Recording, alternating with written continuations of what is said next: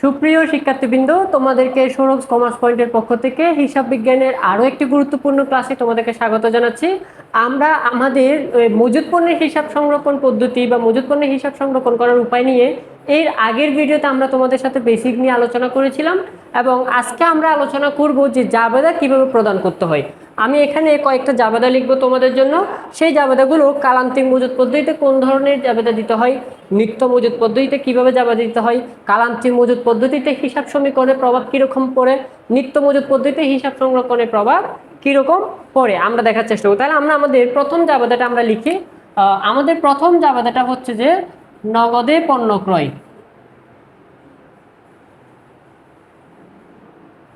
এখানে একটা কথা মনে রাখবেন আপনারা, যেহেতু আমাদের এই টপিকটা হচ্ছে শুধুমাত্র মজুত পণ্যের হিসাব সংরক্ষণ নিয়ে, সেক্ষেত্রে আমাদেরকে এখানে জাবেদা দিতে হবে বা আমরা এখানে হিসাব করব হচ্ছে যে পণ্য ক্রয় এবং বিক্রয় রিলেটেড তথ্য নিয়ে, ধারে ক্রয় হোক নগদে ক্রয় হোক, ধারে বিক্রয় হোক নগদে বিক্রয়, এগুলো নিয়ে আমরা আলোচনা করব। ক্রয় ফেরত বিক্রয় ফেরত এগুলো নিয়ে আলোচনা করব। তারপর হচ্ছে প্রদেয় হিসাবকে পরিশোধ, তারপর হচ্ছে প্রাপ্য হিসাব থেকে আদায়, এগুলো নিয়ে আমরা আলোচনা করব। এছাড়া হচ্ছে আমরা পরিবহন নিয়ে আলোচনা করব। অন্যান্য হিসাব বিজ্ঞানে তো আরো অনেক ধরনের তথ্য আছে, যেমন আমরা বেতন প্রদান, ভাড়া আদায়, এগুলো নিয়ে আমাদের এখানে কোনো আলোচনা নাই। এখানে হচ্ছে আমাদের সরাসরি পণ্যের সাথে রিলেটেড যে তথ্যগুলো সেগুলো নিয়ে আমরা আলোচনা করব। তাহলে আমরা প্রথমে পেলাম নগদে পণ্য ক্রয়। তাহলে নগদে যদি পণ্য ক্রয় করি আমরা সচরাচর করতে অভ্যস্ত কোনটা? কালান্তিক মজুত পদ্ধতি। অর্থাৎ আমরা ব্যবহার করি কোনটা? আমরা বর্তমানে ব্যবহার করি হচ্ছে কালান্তিক মজুত পদ্ধতি। তাহলে কালান্তিক মজুত পদ্ধতিতে যদি আমরা নগদে পণ্য ক্রয় করি, আমরা জাবেদা দিই হচ্ছে ক্রয় হিসাব ডেবিট, নগদান হিসাব ক্রেডিট। তাহলে ক্রয় হিসাব ডেবিট হলে এটা কত টাকা স্যার? 10,000 টাকা। এটা কত টাকা? 10,000 টাকা। আচ্ছা, তাহলে এটা আমরা জানি ক্রয় করলে আমাদের মালিকানা সত্ত্ব হ্রাস পাই, আর নগদ চলে গেছে সেজন্য আমাদের সম্পদ কি পাবে? হ্রাস পাবে। তাহলে আমরা দেখলাম যে এটা একটা সহজ জাবেদা, যেটা আমরা সচরাচর সবাই দিয়ে থাকি। নগদে পণ্য ক্রয় 10,000 টাকা, কালান্তিক মজুত পদ্ধতিতে জাবেদা হচ্ছে ক্রয় হিসাব ডেবিট 10,000 টাকা, নগদান হিসাব ক্রেডিট 10,000 টাকা। তাহলে এটা সমীকরণের দুই দিকে পরিবর্তন হলো। একটা হচ্ছে আমার মালিকানা সত্ত্ব হ্রাস পেলো, একটা হচ্ছে আমার কি সম্পদ হ্রাস পেলো। তাহলে এটা হচ্ছে যে তোমার নিটগত পরিবর্তন বা পরিমাণগত পরিবর্তন হিসাব সমীকরণের। আর আমাদের এমসিকিউতে আমরা চাইলে বলতে পারি যে নগদে পণ্য ক্রয় করলে হিসাব সমীকরণের প্রভাব কি? মালিকানা সত্ত্ব হ্রাস পায়, সম্পদ হ্রাস পায়, সম্পদ হ্রাস পায়, মালিকানা সত্ত্ব হ্রাস পায়। আচ্ছা, যদি এখন প্রশ্ন হচ্ছে এটা আমরা নিত্য মজুত পদ্ধতিতে আমরা যদি এই জাবেদাটা দিই, তাহলে আমাদেরকে কোনভাবে দিতে হবে? আমি প্রথমেই বলেছিলাম কালান্তিক মজুত পদ্ধতিতে আমরা মজুদের পরিমাণ জানতে পারি হচ্ছে সময়ের শেষে, কিন্তু নিত্য মজুত পদ্ধতিতে আমরা মজুদের পরিমাণ জানতে পারি প্রত্যেক মুহূর্তেই। তাহলে আমরা নিত্য মজুত পদ্ধতিতে যদি আমরা এটা জাবেদা দিই, তাহলে আমাদের জাবেদা হবে সমাপনী মজুত পণ্য হিসাব ডেবিট,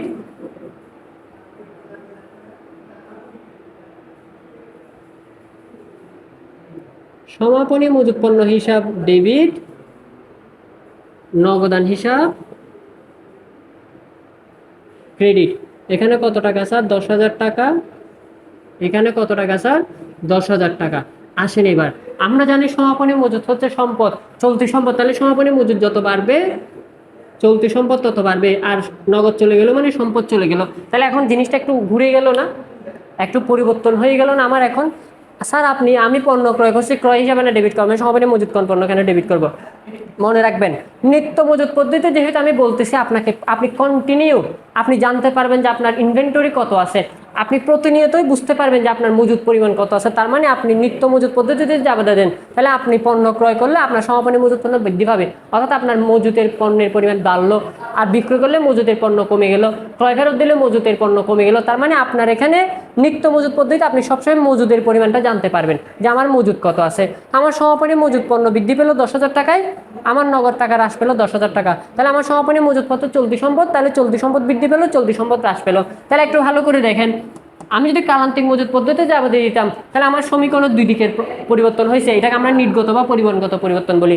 আর আমি যদি নিত্য মজুত পদ্ধতিতে যদি জাবেদা দিই, তাহলে আমার সমমানের এক পাশে পরিবর্তন হয়েছে, যেটাকে আমরা কাঠামোগত বা গুণগত পরিবর্তন বলি, কাঠামোগত বা গুণগত পরিবর্তন। তাহলে এখন আমাকে এমসিকিউতে যে বললো পণ্য ক্রয় 10,000 টাকা, হিসাব সমীকরণে কিসের প্রভাব হলো?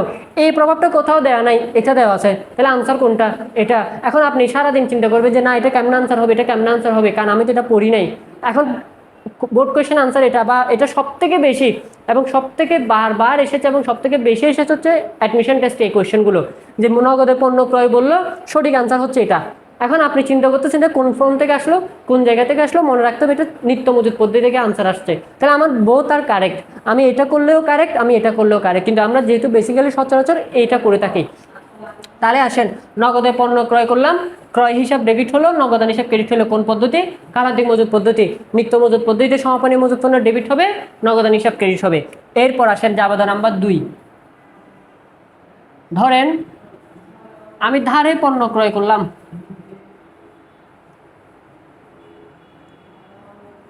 ৳৫,০০০। তাহলে ধারে যদি আমি পণ্য ক্রয় করি ৳৫,০০০, তাহলে আমরা জানি ধারে পণ্য ক্রয় করলে তাও ক্রয় হিসাব ডেবিট হবে, প্রদেয় হিসাব ক্রেডিট হবে ৳৫,০০০। তাহলে এটার জন্য আমার মালিকানা সত্ত্ব হ্রাস পাবে, এটার জন্য হচ্ছে আমার দায় বৃদ্ধি পাবে। তাহলে এটা আমরা সচরাচর সবাই দিয়ে থাকি, এটা আমরা বেসিক্যালি সবাই জানি। আর আমরা যদি এটা নিত্য মজুদ পদ্ধতিতে যদি এই জাবেদাটা দিয়ে থাকি, তাহলে আমাদের জাবেদা কি হবে? সমাপনী মজুদ পণ্য হিসাব ডেবিট, ৳৫,০০০ এ বৃদ্ধি, প্রদেয় হিসাব ক্রেডিট ৳৫,০০০ এল বৃদ্ধি। যেখানে আমাদেরকে ভালো করে বুঝতে হবে সেটা হচ্ছে যে আমি যখন কালান্তিক মজুদ পদ্ধতিতে জাবেদা দিলাম, তখন আমার মালিকানা সত্ত্ব হ্রাস পেলো, দায় বৃদ্ধি পেলো, এটা সচরাচর বুঝতে পেরেছি, তাহলে এটা আনসার, এটা এমসিকিউতে আসুক সিকিউতে আসুক জাবেদাতে আসুক। কিন্তু আমি যখন নিত্য মজুদ পদ্ধতিতে এমসিকিউ চিন্তা করবো, তখন আমার সম্পদ বৃদ্ধি পেলো, দায় বৃদ্ধি পেলো, তাহলে এটা হচ্ছে কাঠামোগত পরিবর্তন অথবা গুণগত পরিবর্তন, কিন্তু এটা হচ্ছে যে নিটগত পরিবর্তন বা পরিমাণগত পরিবর্তন। কেন? কারণ এটা হচ্ছে সমীকরণের এক পাশের পরিবর্তন, আর এটা হচ্ছে সমীকরণের উভয় পাশের পরিবর্তন। তাহলে দেখেন, এক কালান্তিক মজুদ পদ্ধতি করতে গিয়ে আমি সমীকরণের এক পাশে পরিবর্তন হয়ে গেল, কিন্তু নিত্য মজুদ পদ্ধতি করতে গিয়ে আমার সমীকরণের দুই পাশে পরিবর্তন হয়ে গেল। তাহলে আনসার আমাকে বুঝে শুনে দিতে হবে যে দুটোটাই আনসার, এমসিকিউর জন্য দুটোটাই আনসার, যেটাই আসুক পরীক্ষায় ওটাই আনসার। এখন এই ধরনের কনফিউশনগুলো সব থেকে বেশি হয়ে থাকে অ্যাডমিশন টেস্টের সময়। আচ্ছা, এবার আসেন পরবর্তী জাবেদায়। ধরেন আমাদেরকে পরবর্তী জাবেদায় বললো ক্রয় পরিবহন।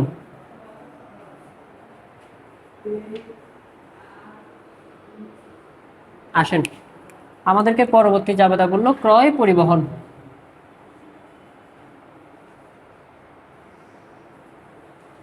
আচ্ছা, ক্রয় পরিবহন, আমরা ক্রয় পরিবহনের জন্য জাবেদা কি দিই?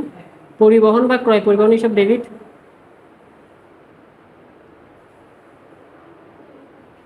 মনে করেন ৳১,০০০। তাহলে পরিবহন বা ক্রয় পরিবহন হিসাব ডেবিট ১,০০০, এটার যাওয়ার আমার খরচ হইলো, আমার মালিকানা সত্ত্ব হ্রাস পাবে, আর হচ্ছে নগদান হিসাব ক্রেডিট ৳১,০০০ হ্রাস পাবে। এটা আমরা সচরাচর সবাই জানি, ক্রয় পরিবহন হলে আমরা পরিবহন খরচ হিসাব ডেবিট দিই, নগদান হিসাব কি দিই স্যার? ক্রেডিট দিই। কিন্তু নিত্য মজুদ পদ্ধতিতে আমার ক্রয় পরিবহন বা আন্তঃমুখী বহন খরচ এরকম কিছু হবে না, আমার সরাসরি সমাপনী মজুদ পণ্য কি হবে স্যার?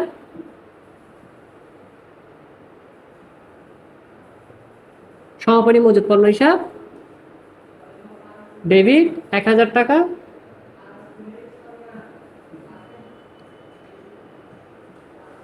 সরি স্যার, নগদান হিসাব ক্রেডিট ৳১,০০০। এখানে প্রথম দুটো পর্যন্ত আমরা যদি ভালো করে বুঝে থাকি, কিন্তু এই তৃতীয় নাম্বারে এসে আমাদের অনেকের কনফিউশন হয়ে যায় যে না, এটা এরকম কেমনে হলো, আমি কোথায় পরিবহন দিলাম, কোথায় সমাপনী মজুদ পণ্য? আপনি তো বলতেছেন স্যার পণ্য ক্রয় করছে মজুদ পণ্য বাড়ছে, ভালো কথা, কিন্তু এখন এখানে প্রশ্ন হচ্ছে যে আমার সমাপনী মজুদ কেন বৃদ্ধি পাবে ক্রয় পরিবহন দিলে? একটা জিনিস ভালো করে বুঝেন স্যার, আমরা যখন বিক্রিত পণ্যের ব্যয় নির্ণয় করি বা আমরা যখন বিক্রয়যোগ্য পণ্যের ব্যয় নির্ণয় করি, ওই বিক্রয়যোগ্য পণ্যের মধ্যে কিন্তু আমরা ক্রয় পরিবহনটা যোগ করে দিই। ভালো করে বুঝেন, আপনি পণ্য ক্রয় করছেন, আপনি ওই পণ্য ক্রয়ের সাথে ক্রয় পরিবহনটাও যোগ করে দেন, যখন আপনি বিক্রিত পণ্য নির্ণয় করেন তখন আপনার ক্রয়ের দামটা বাড়লো না? কিন্তু আসলে তো আপনি তো খুব পরিবহন খরচ দিয়ে তো আপনি প্রোডাক্ট ওই যেটা আপনি ৳১,০০০ যেখানে পরিবহন খরচ দিচ্ছেন, ওটার জন্য তো আপনার পণ্যের পরিমাণ বাড়লো না বা আপনার মজুদের পরিমাণ বাড়লো না। কিন্তু আপনি যখন ম্যাথ করতে যান তখন আপনি কি করেন? ওটাকে ক্রয় মূল্যের সাথে যোগ করে দেন, যাতে তখন ক্রয় মূল্যটা আরো বৃদ্ধি পেয়ে যায়। কি পেয়ে যায়? বৃদ্ধি পেয়ে যায়। তো সেজন্য আমরা যদি ওই সেন্সে চিন্তা করি তাহলে আমাদের ক্রয় পরিবহন নিত্য মজুত পদ্ধতিতে সমাপনী মজুত পণ্যের মূল্যকে বৃদ্ধি করে। কিন্তু আমরা যদি কালান্তিক মজুত পদ্ধতি করি তখন আমাদের ক্রয় পরিবহন হিসাব ডেবিট হয়, নগদান হিসাব পরিবহন হিসাব ডেবিট হয়, নগদান হিসাব ক্রেডিট হয়, মালিকানা সত্ত্ব হ্রাস পায়, সম্পদ হ্রাস পায়, তাহলে সমানের উভয় পাশে পরিবর্তন। কিন্তু আমরা যখন নিত্য মজুত পদ্ধতি করতে যাই তখন আমার সমাপনী মজুত পণ্যের পরিমাণ বৃদ্ধি পায়, নগদান হিসাব কি পায়, হ্রাস পায়, নগদান হিসাব হ্রাস পায়, তাহলে আমার সমানের এক পাশের পরিবর্তন। আশা করি তোমরা বুঝতে পেরেছো। এরপর আসো আমাদের ক্রয় ফেরত।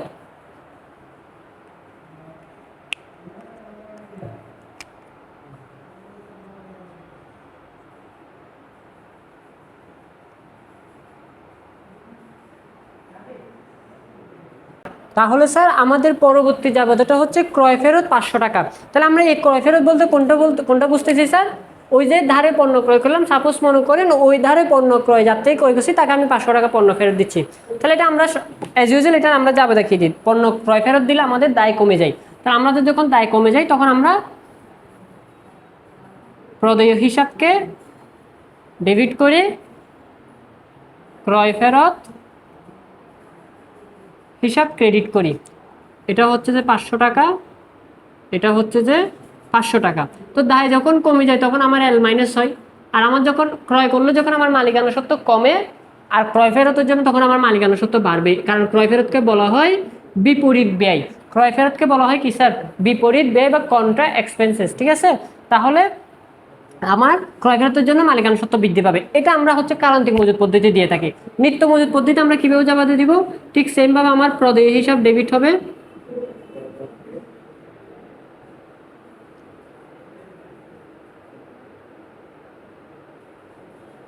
সমাপনী মজুত পণ্য হিসাব ক্রেডিট। এটাও 500 টাকা, এটাও 500 টাকা। এটার জন্য আমার দায় কমলো, এটার জন্য আমার সম্পদ কমলো। তাহলে দেখেন ডিফারেন্সটা কোথায়। ক্রয় ফেরতের জন্য কালান্তিক মজুত পদ্ধতিতে আমরা প্রদেয় হিসাব ডেবিট দিলাম, ক্রয় ফেরত হিসাব ক্রেডিট দিলাম, দায় কমলো, মালিকানা সত্ত্ব বাড়লো, সমানের এক পাশে পরিবর্তন। কিন্তু নিত্য মজুত পদ্ধতিতে আমরা প্রদেয় হিসাবকে ডেবিট করলাম, সমাপনী মজুত পণ্যকে ক্রেডিট করলাম। এখন আমি এখানে সমাপনী মজুত পণ্য কেন ক্রেডিট করলাম? কারণ হচ্ছে আমার সমাপনী মজুত পণ্য কমে গেছে, আমি যা আনছি তার থেকে আমার 500 টাকা পণ্য আমি ফেরত দিয়ে দিচ্ছি, তার মানে আমার মজুদের পণ্য কমে গেল। তাহলে এটা হচ্ছে যে নিত্য মজুত পদ্ধতিতে জাবেদা।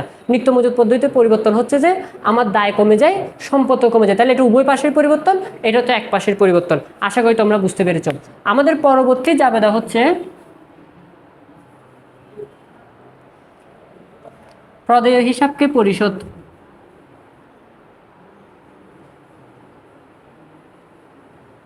অর্থাৎ প্রদেয় হিসাবকে, ধরো প্রদেয় হিসাবকে পরিশোধ করলাম 2000 টাকা, 5% বাট্টা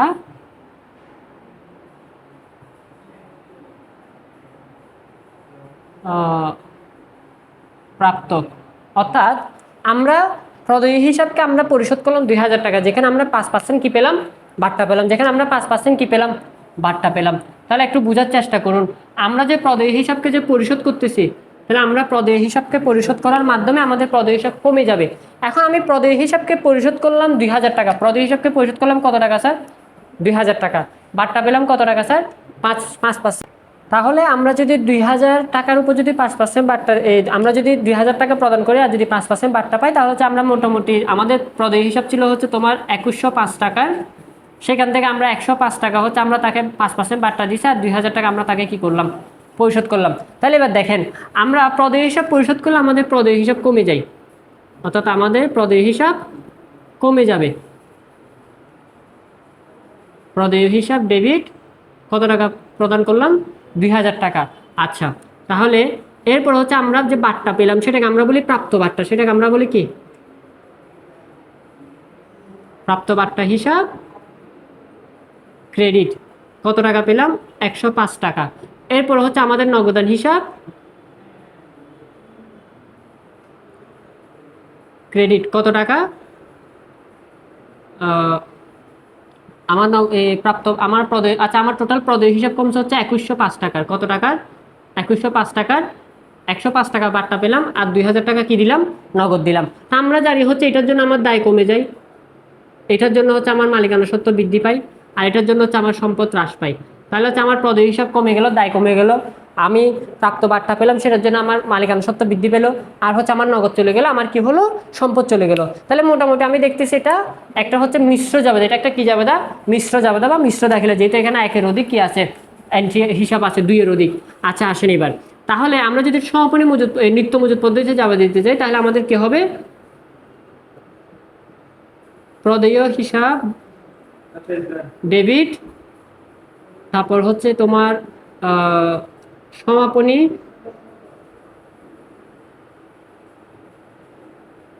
মজুদ পণ্য হিসাব ক্রেডিট, এরপর হচ্ছে আমাদের নগদান হিসাব ক্রেডিট। আচ্ছা, প্রদেয় হিসাব ডেবিট কত টাকা, 2105 টাকা। আমি আমি এখানে বার্তা পেয়েছিলাম, সেটা এখানে সমাপনী মজুদ পণ্য হিসাব হবে, সেটা কত টাকা, 105 টাকা। নগদ কত টাকা পরিশোধ করেছিলাম, 2000 টাকা। তাহলে এটার জন্য আমার দায় হ্রাস পাবে, এটার জন্য আমার সম্পদ হ্রাস পাবে, এটার জন্য আমার কি হ্রাস পাবে স্যার, সম্পদ হ্রাস পাবে। তাহলে দেখেন, আমি কালান্তিক মজুদ পদ্ধতিতে আমি জাবেদা দিলাম প্রদেয় হিসাব ডেবিট, প্রাপ্তবার্তা হিসাব ডেবিট, প্রাপ্তবার্তা হিসাব ক্রেডিট, নগদান হিসাব ক্রেডিট। কিন্তু আমি যখন নিত্য মজুদ পদ্ধতিতে গেলাম, তখন আমি জাবেদা দিলাম প্রদেয় হিসাব ডেবিট, সমাপনী মজুদ পণ্য হিসাব ক্রেডিট, নগদান হিসাব ক্রেডিট। আশা করি তোমরা বুঝতে পেরেছ যে আমরা প্রদেয় হিসাবকে পরিশোধ করলে আমাদের কালান্তিক মজুদ পদ্ধতি এবং নিত্য মজুদ পদ্ধতিতে আমাদের কোন ধরনের জাবেদা দিতে হবে। তাহলে সুপ্রিয় শিক্ষার্থীবৃন্দ, আমরা মোটামুটি নিত্য মজুদ পদ্ধতি এবং কালান্তিক মজুদ পদ্ধতিতে ক্রয় সংক্রান্ত জাবেদাগুলো আমরা বুঝতে পারলাম যে নগদে পণ্য ক্রয় করলে কি জাবেদা দিতে হবে, ধারে পণ্য ক্রয় করলে নিত্য এবং কালান্তিক মজুদ পদ্ধতি কি জাবেদা হবে, ক্রয় পরিবহনের জন্য এবং ক্রয় ফেরতের জন্য, এবং প্রদেয় হিসাব আমরা যখন পরিশোধ করব, দায় পরিশোধ করব, তখন আমরা নিত্য মজুদ পদ্ধতিতে কী ধরনের জাবেদা দিই, কালান্তিক মজুদ পদ্ধতিতে কী ধরনের জাবেদা দিই। এবার আসো আমরা বিক্রয় সংক্রান্তগুলো দেখি। অর্থাৎ আমরা যদি পণ্য বিক্রয় করি, অর্থাৎ পণ্য বিক্রয় নগদে 5000 টাকা, তাহলে আসেন এখন সাপোজ মনে করেন আমি আপনাকে একটা জিনিস দেখাই, 5000 টাকা লিখবো না, আমি মনে করি এটা 15000 টাকা লিখলাম। কত লিখলাম স্যার, 15000 টাকা। ধরেন এখানে একটা জিনিস দেওয়া থাকবে, সেটা হচ্ছে ক্রয় মূল্য, যার ক্রয় মূল্য, যার ক্রয় মূল্য 10,000 টাকা। ওই যে দেখেন, আমি 10,000 টাকা দিয়ে যে পণ্যটা ক্রয় করলাম, সেই পণ্যটা আমি এখন 15,000 টাকা দিয়ে বিক্রি করলাম। তাহলে আমরা জানি পণ্য বিক্রি করলে আমরা নিত্য কালান্তিক মজুদ পদ্ধতিতে আমরা জাবেদা দিই নগদান হিসাব ডেবিট,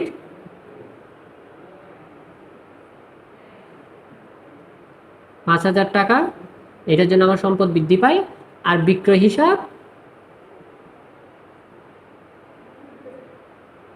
ক্রেডিট 5,000 টাকা, এটার জন্য আমার মালিকানা সত্ত্ব বৃদ্ধি পায়। তাহলে আমরা বুঝলাম যে কালান্তিক মজুদ পদ্ধতিতে আমরা যখন পণ্য বিক্রয় করি, আমরা যে টাকা দিয়ে বিক্রি করি, 15,000 টাকা, আমরা যে টাকা দিয়ে বিক্রি করি সেই টাকাটা দিয়ে আমরা লিপিবদ্ধ করি। তাহলে আমি পণ্য বিক্রি করলাম 15,000 টাকার, নগদান হিসাব ডেবিট, বিক্রয় হিসাব ক্রেডিট।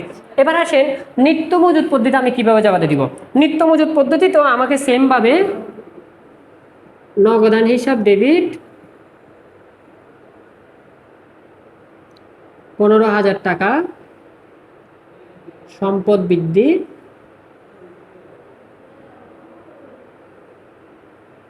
বিক্রয় হিসাব ক্রেডিট 15,000 টাকা, মালিকানা সত্ত্ব বৃদ্ধি। কিন্তু মনে রাখবেন, যেহেতু আমি এটা নিত্য মজুদ পদ্ধতি করতেছি, তাহলে আমাকে অবশ্যই এই মুহূর্তে আমার মজুদ পণ্যের স্থিতিটা আমাকে জানাইতে হবে। তো যেহেতু এখন আমি পণ্য বিক্রি করলাম, আমার মজুদ পণ্যের পরিমাণ হ্রাস পেল। কেন হ্রাস পেল? বিক্রিত পণ্যের ব্যয়,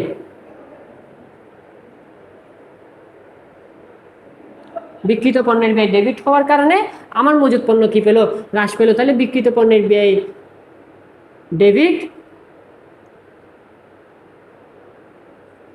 সমাপনী মজুদ পণ্য হিসাব ক্রেডিট। তাহলে বিক্রিত পণ্যের ব্যয় ডেবিট, সমাপনী মজুদ পণ্য হিসাব ক্রেডিট। এখন বুঝতে হবে যে আমার আসলে 15,000 টাকার পণ্য কমতেছে নাকি 10,000 টাকার পণ্য কমতেছে। আমি পণ্যটা কিনলাম 10,000 টাকার, ওই পণ্যটা আমি বিক্রি করলাম 15,000 টাকার। তার মানে আমার এখন পণ্য কমতেছে হচ্ছে 10,000 টাকার। কত টাকা স্যার?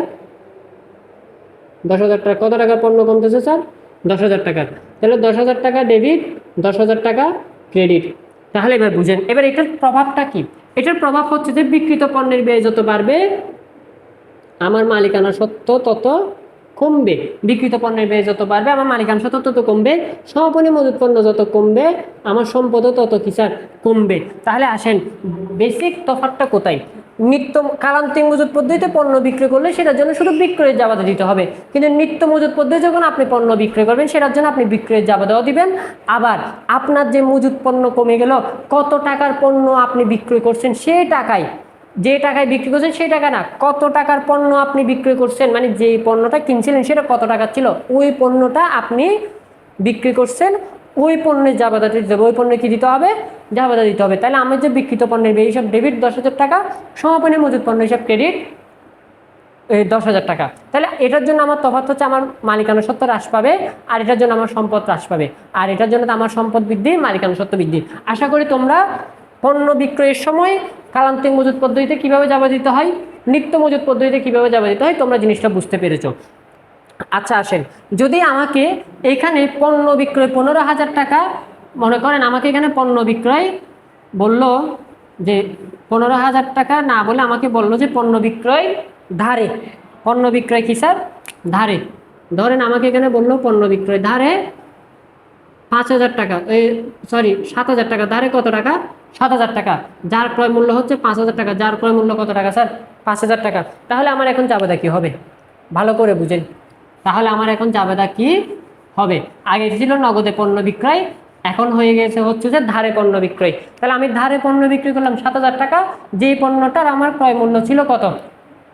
যে পণ্যটার ক্রয় মূল্য ছিল 5,000 টাকা, যে পণ্যটার ক্রয় মূল্য ছিল কত স্যার? 5,000 টাকা। দেখেন এই যে দেখেন আমি 5,000 টাকার ধারে পণ্য ক্রয় করেছিলাম, সেটার আমি 7,000 টাকায় বিক্রি করতেছি। তাহলে আমরা জানি ধারে পণ্য ক্রয় বিক্রি করলে আমাদের প্রাপ্য হিসাব ডেবিট হয়, প্রাপ্য হিসাব ডেবিট, বিক্রয় হিসাব ক্রেডিট। কত টাকা কত টাকা স্যার? 7,000 টাকা। কত টাকা কত টাকা স্যার? 7,000 টাকা। এটার জন্য আমার সম্পদ বৃদ্ধি পাবে, এটার জন্য আমার মালিকানা সত্ত্ব বৃদ্ধি পাবে। এতটুকু পর্যন্ত আমরা নিত্য মজুত পদ্ধতিতে বুঝতে পেরেছি, কারণ আমরা জানি নিত্য মজুত পদ্ধতি অত্যন্ত সহজ এবং আমরা সচরাচর এটাই করে থাকি। তাহলে এবার আসেন, যদি আমি এটা সরি কালান্তিক মজুত পদ্ধতিতে আমাদের অত্যন্ত সহজ এবং আমরা সচরাচর যেহেতু কালান্তিক মজুত পদ্ধতিতে করে থাকি, তাহলে আমরা মোটামুটি বুঝতাম যে কি কালান্তিক মজুত পদ্ধতিতে আমাদের প্রাপ্য হিসাব বাড়বে, বিক্রয় হিসাব বাড়বে। আচ্ছা, এটা যদি আমি নিত্য মজুত পদ্ধতিতে করতাম তখনও ঠিক সেম, প্রাপ্য হিসাব ডেবিট হইতো, বিক্রয় হিসাব ক্রেডিট হইতো। তাহলে 7,000 টাকা, 7,000 টাকা, এটার জন্য আমার সম্পদ বৃদ্ধি পেত, এটার জন্য আমার মালিকানা সত্ত্ব বৃদ্ধি পেত। আচ্ছা, এবার আসেন, আমি এই যে 7,000 টাকা পণ্য বিক্রি করেছিলাম, এটার জন্য আমার এই পণ্যটা ছিল কত টাকা মূল্যের? 5,000 টাকা মূল্যের। তাহলে আমার 5,000 টাকা মজুত পণ্য কমে যাচ্ছে। তাহলে আমি এখানে বসাবো বিক্রিত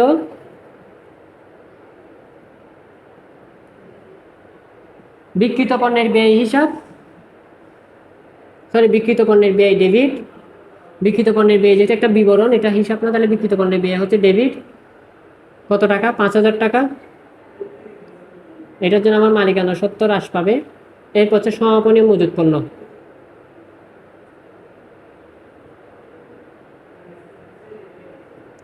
হিসাব ক্রেডিট 5,000 টাকা, এটার জন্য আমার সম্পদ কি পাবে? হ্রাস পাবে। তাহলে আমরা মোটামুটি বুঝতে পারলাম যে ধারে পণ্য বিক্রি করলে আমার ঠিক বিক্রয়ের জাবাদা দিতে হবে, আর কত টাকার পণ্য এটা বিক্রি করেছিলাম সেই পণ্যের জন্য আমার সমাপনী মজুত পণ্য যে হ্রাস পেয়েছে সেটার জন্য আমাদেরকে একটা জাবাদা দিতে হবে। তাহলে আমি বুঝতে পারলাম যে ধারে পণ্য ক্রয় এবং ধারে পণ্য বিক্রয়, এই দুইটা সময়ে আমাকে বিক্রয়ের পাশাপাশি নিত্য মজুত পদ্ধতিতে আমাকে একটা সমাপনী মজুত পণ্যের জন্য একটা জাবাদা দিতে হয়। অর্থাৎ আমার মজুতি স্থিতিশীল মজুতের পরিস্থিতি জানার জন্য, মজুদের পরিমাণ জানার জন্য, মজুদের পরিমাণটাকে নির্ণয় করার জন্য আমাকে আর একটা কি দিতে হয়?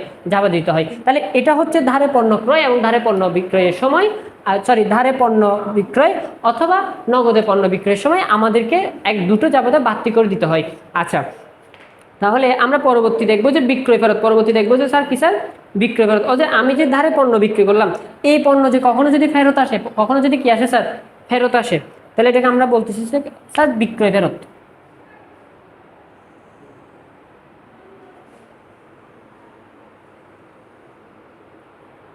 আসেন, আমরা যদি কখনো বিক্রয় ফেরত হয়,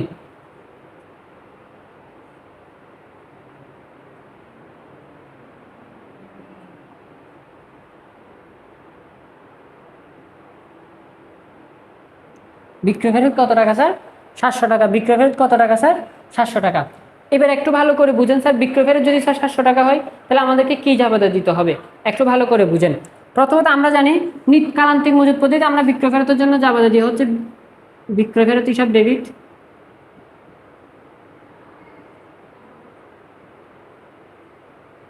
৳700। তারপর হচ্ছে যে আপনার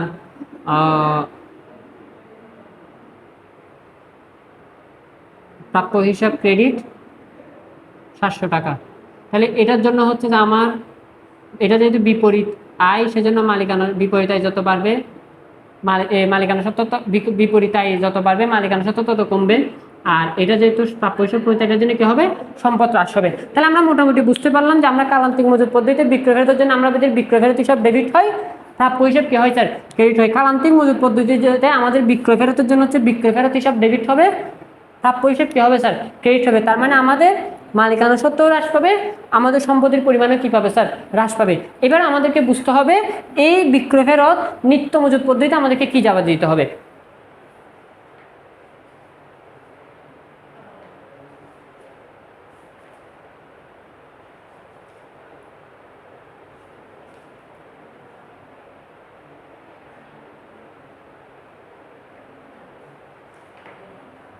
এবার আসেন স্যার, আমরা জানি বিক্রয় ফেরত, আমরা যদি বিক্রয় ফেরতকে যদি নিত্য মজুত পদ্ধতিতে জাবেদা দিতে যাই তাহলে আমাদেরকে প্রথমত হচ্ছে যে মূল্য হচ্ছে যে আমরা বিক্রয় ফেরত পেলাম, এখানে এই বিক্রয় ফেরতের মধ্যে আমাদেরকে একটা মনে রাখতে হবে যে আমি পণ্যটা বিক্রি করেছিলাম মনে করেন 7,000 টাকার, এখন আমাকে তো ফেরত দিয়েছে মনে করেন 700 টাকা, কিন্তু প্রশ্ন হচ্ছে যে আমি যে 7,000 টাকার পণ্য ধারে বিক্রি করেছিলাম সেখানে কি আমার পণ্যটার প্রকৃত ক্রয় মূল্য ছিল 5,000 টাকা। তাহলে সাপোজ মনে করেন যে 700 টাকাটা আমাকে ফেরত দিছে সেটা যার ক্রয় মূল্য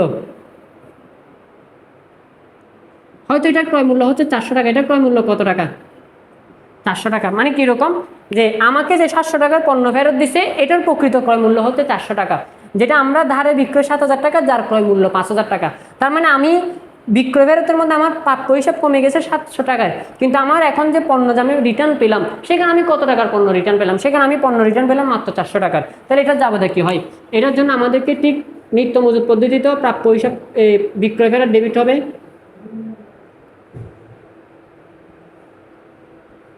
বিক্রয় ফেরত হিসাব ডেবিট 700 টাকা, যেটার জন্য হচ্ছে যে আমাদের মালিকানা সত্ত্ব হ্রাস পাবে, প্রাপ্য হিসাব ক্রেডিট হবে 700 টাকা, যেটার জন্য হচ্ছে আমাদের সম্পদ হ্রাস পাবে। কিন্তু এবার মজুদ সংক্রান্ত রিলেটেড আমাদের জাবেদা কি হবে? মজুদ সংক্রান্ত রিলেটেড আমাদের জাবেদা হবে যে আপনার এখন আমাদের সমাপনী মজুদ বেড়ে যাবে,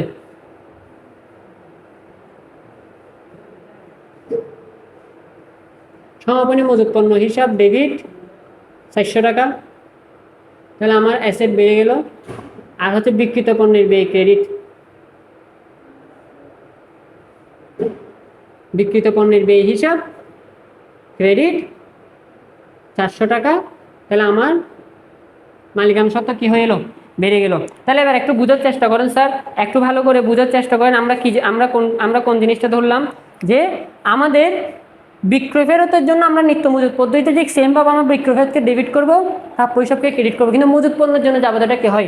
আলটিমেট বিক্রয় ফেরত যখন আসলো তাহলে আমার মজুত পণ্য বেড়ে গেল, তাহলে আমার সমাপনী মজুত বেড়ে যাবে 400 টাকার। আর আমার যখন বিক্রি করেছিলাম তখন তো আমার বিক্রিত পণ্যের ব্যয় ডেবিট হয়েছিল, এখন আমার বিক্রিত পণ্যের ব্যয় ক্রেডিট হয়ে যাবে কত টাকা? 400 টাকার। তো সমাপনী মজুত পণ্য ডেবিট হলে আয় বৃদ্ধি, বিক্রিত পণ্যের ব্যয় ক্রেডিট হলে ওই বৃদ্ধি। তাহলে আমরা আশা করি বিক্রয় ফেরতের সময় আমাদেরকে কোন জাবেদাটা দিতে হবে নিত্য মজুত পদ্ধতিতে আমরা আশা করি বুঝতে পেরেছি। তাহলে স্যার এখন একটা কথা থাকতে পারে, তাহলে স্যার সেক্ষেত্রে আমাদেরকে সবসময় বিক্রয়ের সময় ধারে হোক নগদে হোক, বিক্রয় ফেরতের সময় আমাদেরকে সবসময় এই বিক্রয় এবং বিক্রয় ফেরত এই সময়গুলোতে আমরা যদি নিত্য মজুত পদ্ধতিতে যদি জাবেদা দিতে যাই তাহলে হচ্ছে আমাদেরকে পণ্যটার মূল্যের পাশাপাশি ক্রয় মূল্যটাও দেয়া থাকতে হবে। ক্রয় মূল্যটা কি করতে হবে স্যার? দেয়া থাকতে হবে। তাহলে আমরা ইজিলি অ্যাজাম করতে পারবো যে আমাদের বিক্রয়ের জন্য বিক্রয় রিলেটেড টাকার পরিমাণ কত আর মজুত পণ্য রিলেটেড টাকার পরিমাণ কত। যখন আমাদেরকে ক্রয় মূল্য দেওয়া থাকবে না, ধারে বিক্রয় এত টাকা, যার ক্রয় মূল্য এত টাকা, এই ক্রয় মূল্যটা দেওয়া থাকবে না, তখন আমরা চাইলেও নিত্য মজুত পদ্ধতিতে জাবেদা দিতে পারবো না। এই জিনিসটা আমাদেরকে একটু মনে রাখতে হবে। এরপর আমাদের এখানে লাস্ট একটা জাবেদা থাকে, সেটা হচ্ছে যে প্রাপ্য হিসাব থেকে অর্থ যদি আমরা আদায় করে ফেলি, প্রাপ্য হিসাব থেকে অর্থ যদি আমরা কি করি, আদায় করি, তাহলে আমরা দেখবো যে প্রাপ্য হিসাব থেকে অর্থ আদায় করলে আমাদের জাবেদাটা কিভাবে দিতে হবে। আচ্ছা, তাহলে আমরা লিখি এখানে প্রাপ্য হিসাব থেকে অর্থ আদায়, প্রাপ্য হিসাব থেকে অর্থ আদায়। আশা করি তোমরা লিখে ফেলেছো।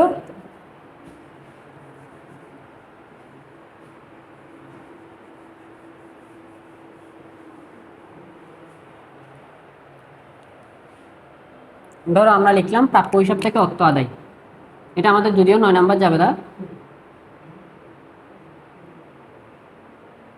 প্রাপ্য হিসাবে অর্থ আদায়, প্রাপ্য হিসাবের অর্থ আদায়, যেমন মনে করো আমি প্রাপ্য হিসাব থেকে অর্থ আদায় করছি হচ্ছে, সাপোজ মনে করো তোমার 5,000 টাকা,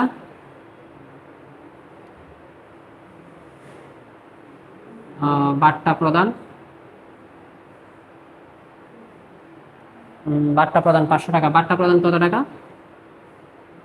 500 টাকা। তাহলে কি বুঝলাম যে আমি প্রাপ্য হিসাব থেকে অর্থ আদায় করছি 5,000 টাকা এবং বাট্টা দিচ্ছি কত টাকা স্যার, 500 টাকা। তো আমরা অ্যাজ ইউজুয়াল জানি এটা আমরা নিত্য মজুদ কালান্তিক মজুদ পদ্ধতিটাকে আমরা জাবেদা কি দিই, এটা আমরা জাবেদা দিই হচ্ছে আমরা নগদ টাকা পাইছি, নগদান হিসাব ডেবিট, 5,000 টাকা পাইছি, 5,000 টাকা ডেবিট হবে। আমরা বাট্টা দিছি সেটা প্রদত্ত বাট্টা, প্রদত্ত বাট্টা হিসাব ক্রেডিট, প্রদত্ত বাট্টা হিসাব ডেবিট, তাও 500 টাকা। এরপরে এটার জন্য হচ্ছে আমার সম্পদ বৃদ্ধি পাই, এটা যেহেতু খরচ, এটার জন্য আমার মালিকানা সত্ত্ব হ্রাস পাবে, আর আমাদের প্রাপ্য হিসাব কমে গেছে, আলটিমেট প্রাপ্য হিসাব ক্রেডিট হয় 5,500 টাকায়, এটার জন্য আমাদের অ্যাসেট কি হয়ে যায়, কমে যায়। যদি যেহেতু এটা একটা মিশ্র দাখিলা, যেহেতু এটা একটা কি স্যার, মিশ্র দাখিলা, তাহলে ভালো করে বুঝেন স্যার যে আমি প্রাপ্য হিসাব থেকে অর্থ আদায় করলাম 5,000 টাকা, যাকে আমি বাট্টা প্রদান করলাম 500 টাকা। তাহলে আমরা নগদান হিসাব ডেবিট দিয়ে 5,000 টাকা, প্রদত্ত বাট্টা হিসাব ডেবিট 500 টাকা, প্রাপ্য হিসাব ক্রেডিট 5,500 টাকা। তাহলে এটার জন্য আমার সম্পদ বাড়ে, মালিকানা সত্ত্বেও কমে, আবার সম্পদ কমেও। তাহলে এটা আমরা বেসিক্যালি নিত্য মজুদ পদ্ধতিতে আমরা এই জাবেদাটা প্রদান করে থাকি। এরপর আসেন যদি কালান্তিক মজুদ পদ্ধতি দিয়ে থাকি, এরপর যদি আসেন আমরা যদি এটা যদি নিত্য মজুদ পদ্ধতিতে যদি দিতে যাই, কিসে দিতে যাই স্যার, নিত্য মজুদ পদ্ধতিতে দিতে যাই, সেক্ষেত্রে আমাদের সেম হবে স্যার, সেক্ষেত্রে আমাদের নগদান হিসাব ডেবিট হবে,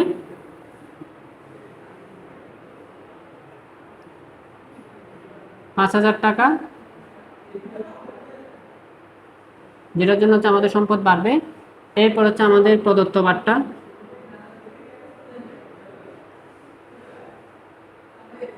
ডেবিট হবে 500 টাকা, তাহলে সেটার জন্য আমাদের মালিকানা সত্ত্ব হ্রাস পাবে। এরপর হচ্ছে আমাদের প্রাপ্য হিসাব ক্রেডিট হবে 5,500 টাকা, যেটার জন্য হচ্ছে আমাদের সম্পত্তি পাবে, হ্রাস পাবে। তাহলে আমরা মোটামুটি বুঝলাম যে আমরা প্রাপ্য হিসাবের অর্থ পরিশোধ 5,000 টাকা, বাট্টা প্রদান 500 টাকা, এই এন্ট্রিটা যদি আমরা কালান্তিক মজুদ পদ্ধতি এবং নিত্য মজুদ পদ্ধতিতে জাবেদা প্রদান করতে যাই, সেক্ষেত্রে আমাদের কালান্তিক মজুদ পদ্ধতিতে এবং নিত্য মজুদ পদ্ধতি উভয় পদ্ধতি আমাদের জাবেদা হচ্ছে সমান হবে, উভয় পদ্ধতি আমাদের জাবেদা কি হবে, সমান হবে। আশা করি তোমরা বুঝতে পেরেছো যে আমাদের নিত্য মজুদ পদ্ধতি জিনিসটা কি এবং কালান্তিক মজুদ পদ্ধতি জিনিসটা কি। নিত্য মজুদ পদ্ধতিতে আমাদেরকে কিভাবে জাবেদা দিতে হবে, কালান্তিক মজুদ পদ্ধতিতে আমাদের কিভাবে জাবেদা দিতে হবে। বেসিক্যালি এখানে যেটা আমাদের শিক্ষার বিষয় অ্যাডমিশন টেস্ট এবং একাডেমিকের মধ্যে, সেটা হচ্ছে যে প্রভাবগুলো, অর্থাৎ আমাদের প্রভাবগুলো খুবই গুরুত্বপূর্ণ। কারণ অনেক সময় তোমাকে ক্রয় ফেরতটা দেওয়া আছে, ক্রয় ফেরত দেওয়া আছে, এমসিকিউতে অপশন দেওয়া আছে এটা L মাইনাস I মাইনাস, এখন তুমি খুঁজতেছো এটা, কারণ তুমি করে এসেছো এতদিন কালান্তিক মজুদ পদ্ধতি, কিন্তু এমসিকিউর আনসার হচ্ছে নিত্য মজুদ পদ্ধতি। এখন তুমি তো এটা সঠিকভাবে কোনো রকমই মানতে চাচ্ছ না, কারণ তুমি বলতেছো আমি তো এটা জানিই না, বা আমি এটা মানবো কেন, কারণ আমি সারা জীবন পড়ে এসেছি প্রদেয় বাড়বে, ক্রয় ফেরত কমবে, দায় কমবে, মালিকানা সত্ত্ব বাড়বে, কিন্তু তোমার ওখানে পরীক্ষা আনসার দিয়ে আছে দায় কমলো, সম্পদও কমলো। এখন তুমি চিন্তায় পড়ে গেলে এটা কোন সেন্স হইলো, কোন সেন্স হইলো। তাহলে আমরা আশা করি তোমাদেরকে বোঝাতে সক্ষম হয়েছে যে কালান্তিক মজুদ পদ্ধতি জিনিসটা কি, নিত্য মজুদ পদ্ধতি জিনিসটা কি।